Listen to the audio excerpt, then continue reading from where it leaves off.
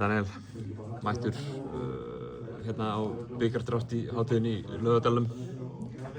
Fá stólana úti í Skagafirðinum. Hver var fyrsta tilfinningin sem fór í gegnum líkamann þegar þú sást að stólarnir voru að fara að mæta, eða þið voru að fara að mæta stólunum í áttalega? Svona svolítið öfugt hugarfar frá því fyrra. Mér fannst alltaf vera svo mikill aumingjaskapur hvað að tala að það væri erfitt að keyra norður og eitthvað svona. Þetta var eina ferðalagi sem var í boði og mér langaði eiginlega ekkert að keyra norður. En líst bara vel á andstæðinginn sko og við erum bara bjartsýn fyrir þessu. Búinn að vera taktur í ykkur í deildin allavega svona síðustu vikur og þessar fyrstu mánuði deildarinnar. Hlaut að vilja gera vel og koma liðinu í smáran, eins og maður segir.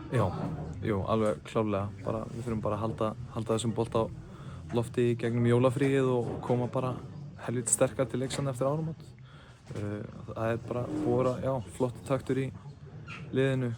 Fínt að vera komin áfram í bikar og vera á smá sigurgöngu og fara bara svolítið á þeirri vímu inn í jólafríið, vonandi.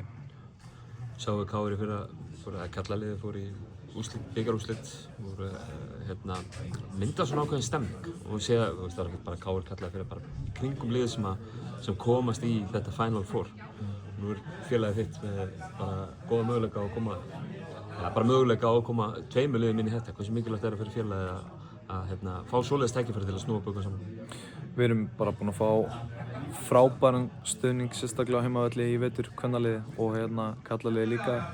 Ég held að það væri bara gríðarlega gott andrúmsloft og eins og þú segir, bara mikil stemming í kringum einhverjum svona bikarhelgi ef við komumst þangað og vonandi bara látum við verða úr því.